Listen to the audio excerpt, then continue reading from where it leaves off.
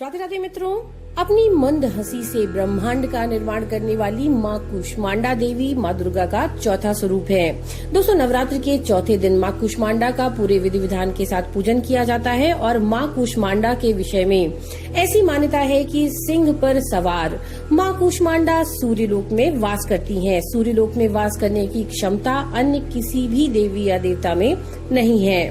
दोस्तों, माँ कूष्मांडा अष्टभुजाधारी है, जो अस्त्र शस्त्र के साथ माँ के एक हाथ में अमृत कलश है। माँ की 8 भुजाएं हैं, अतः ये अष्टभुजा देवी के नाम से भी विख्यात है। इनके 7 हाथों में क्रमशः कमंडल, धनुष, बाण, कमल पुष्प, अमृत कलश, चक्र तथा गदा है। 8वें हाथों में सभी सिद्धियों और निधियों को देने वाली जपमाला है। इनका वाहन सिंह है। जब सृष्टि का अस्तित्व नहीं था, तब इन्हीं देवी ने ब्रह्मांड की रचना की, अतः ये ही सृष्टि की आदि स्वरूपा आदि शक्ति हैं। दोस्तों, माँ कूष्मांडा की उपासना जहाँ एक ओर बुध ग्रह से होने वाले दुष्प्रभावों को रोकती है, वहीं दूसरी ओर भक्तों के समस्त रोग शोक को मिटाती है और उन्हें आयु, यश, बल और आरोग्य की वृद्धि करवाती है। माँ कूष्मांडा बहुत थोड़ी सी सेवा और भक्ति से भी प्रसन्न हो जाती हैं, तो अगर मनुष्य सच्चे मन से इनका शरणागत बन जाए तो उसे अत्यंत सुगमता के साथ ही परम पद की प्राप्ति हो सकती है। यानी मान्यता ऐसी है कि माता की उपासना से मनुष्य को अपने जीवन की सभी प्रकार की व्याधियों से मुक्ति मिल जाती है और मनुष्य अपने जीवन की परेशानियों से दूर होकर सुख और समृद्धि को प्राप्त करता है।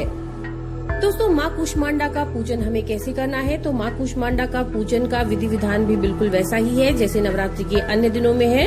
आप वहाँ पर जहाँ पर आपका पूजा करें, वहाँ पर स्थापित सभी देवी देवताओं को, कलश देवता सभी का पूरे विधि विधान के साथ पूजन करेंगे। माँ कूष्मांडा का ध्यान करेंगे और माँ कूष्मांडा के विशेष पूजन के लिए आपको जो कार्य करना है इस दिन, वो है पहली चीज कुम्हड़े की बलि। माँ को कुम्हड़े की बलि बहुत प्रिय है, तो माँ को इस दिन कुम्हड़ा जरूर अर्पित कीजिए। और दूसरी चीज है, माँ को मालपुए का भोग बहुत प्रिय है, तो इस दिन माँ कूष्मांडा के दिव्य स्वरूप को ध्यान में रख करके आप मालपुए का भोग लगाइए और मालपुए का भोग लगा करके किसी भी दुर्गा मंदिर में ब्राह्मणों को इसका प्रसाद जरूर देना चाहिए। इससे माता की कृपा स्वरूप उनके भक्तों को ज्ञान की प्राप्ति होती है, बुद्धि और कौशल का विकास होता है। इसके साथ ही साथ माता को लाल वस्त्र, लाल पुष्प और लाल चूड़ियाँ भी जरूर अर्पित करनी चाहिए। दोस्तों, इस दिन माँ कूष्मांडा के विशेष मंत्र का जाप भी बहुत प्रभावशाली माना जाता है और माँ कूष्मांडा का विशेष मंत्र है सुरा संपूर्ण कलशम रुधिरा प्लुत मेव च तधाना हस्त पद्माभ्याम कूष्मांडा शुभदास्तु में। ये मंत्र आपको डिस्क्रिप्शन में लिखा हुआ मिल जाएगा, तो इस मंत्र का जितना ज्यादा से ज्यादा हो सके आप जरूर जाप करें। तो चलिए शुरू करते हैं माँ कूष्मांडा की कथा। दुर्गा सप्तशती के कवच में लिखा हुआ है, कुत्सितः कुष्मा कुष्मा त्रिविधताप युतः संसारः स अंडे मांस पेश्या मुदरूपायाम यस्या सा कूष्मांडा। यानी देवी जिनके उदर में त्रिविध ताप युक्त संसार स्थित है, वह कूष्मांडा है। देवी कूष्मांडा इस चराचर जगत की अधिष्ठात्री हैं और जब सृष्टि की रचना नहीं हुई थी, उस समय चारों ओर अंधकार का साम्राज्य था। देवी कूष्मांडा जिनके मुखमंडल सैकड़ों सूर्य के प्रभा से प्रदीप्त है, उस समय प्रकट हुई और उनके मुख पर बिखरी हुई मुस्कुराहट से सृष्टि की पलकें झपकनी शुरू हो गईं।